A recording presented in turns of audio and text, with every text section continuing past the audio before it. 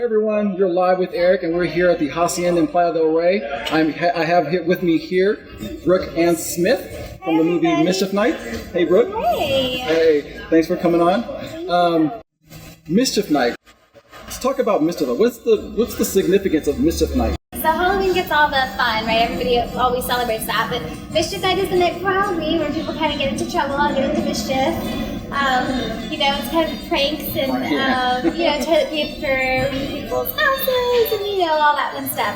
And it's actually, if you watch Mischief Night, we'll find out, it actually can be a very scary night. Even more scary than Halloween, maybe. Well, we want to talk about this clip that we brought. It's Malcolm McDowell. He's actually introducing himself, knocks on the door. Let's check this out.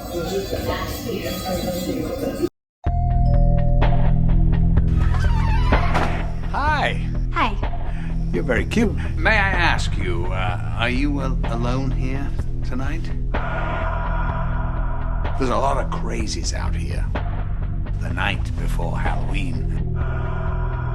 If anyone comes to your door, don't open it.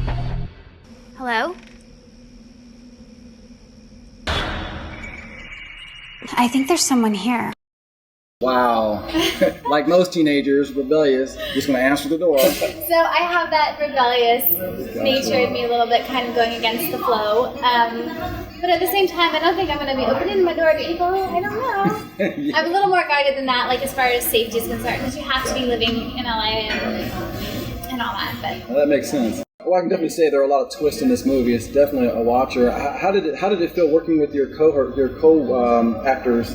Well, I mean, who doesn't love Malcolm McDowell? I mean, that was amazing just to be able to work with an Oscar winner and somebody as experienced as he is, and just watching him work was just like, I'm kind of starstruck. I'm not gonna lie. I'm like, whoa, this is how the pros do it. But other than that, the movie was really just me. I mean, it's funny because Daphne, who plays my best friend in the movie, we never actually had any moves. We never shot together. It was like we'd be on the phone with each other, so I would just have someone off screen reading the lines, but I pretended to talk to her on the phone, and vice versa for her. So we would joke. We're like, we're best friends, but we never actually acted with each other. So tell us a little bit about Brooke. Give us a typical day for Brooke. Well, when I am not pounding the pavement going on those auditions, because that takes up a lot of time, obviously acting, but which I love. But other than that, I really I'm kind of a homebody a little bit. I love my dog. I have a little puppy. Well, she's not a puppy. She's 9 years old, but I call her a puppy. She's always a puppy to me. Her name's Chloe. She's a schnauzer. So I take her for runs and walks on the beach, and I do yoga, and I love cooking and traveling. My brother is a pilot, so I love to just kind of travel over and go on trips with him and stuff like that. Any projects coming in the future, or? Yeah, I do. I have a couple of projects coming up. I did this new show on NBC that'll be out next year. Not exactly sure the air date yet, but it's on NBC. It's called Aquarius. David Duchovny's new show, and it takes place in 1968. And they're vetting Charles Manson, so it's before the Tate murder and all that stuff. It's kind of a gritty cop drama trying to solve the cases and all that, and I play a girl named Lori Price. She's a USC cheerleader dropout. Don't tell my mom. Sounds fun. Tell us about, you actually have a recurring role in Awkward. How's that going? Yes, Awkward is awesome. Awkward's a lot of fun. I enjoyed working on that show because it's kids, my age, and we just have a lot of fun kind of goofing off in between takes, and it's fun because they're in season 4 now, so I came in season 3, and they were really accepting and welcoming of me as a new character, and everybody on that show is great. And the hair and makeup, can they just be with me all the time? Because they make me look amazing. I'm like, I wish I looked like that. Well, then you look great.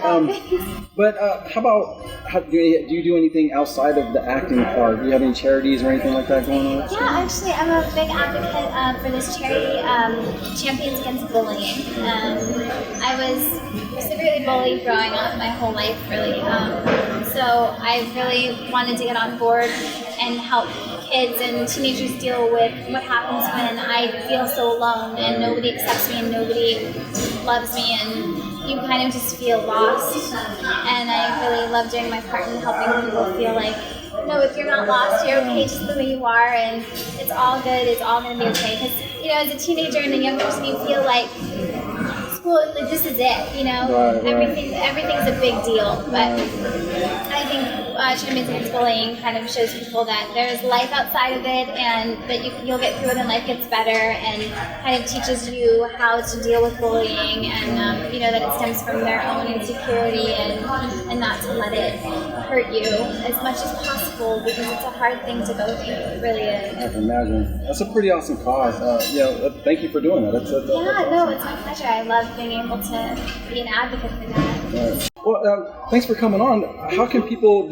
Are you on social media? Can anyone follow you? Yes, I am. I'm on Instagram. It's Brooke Anne Smith. Twitter, Brooke Anne Smith.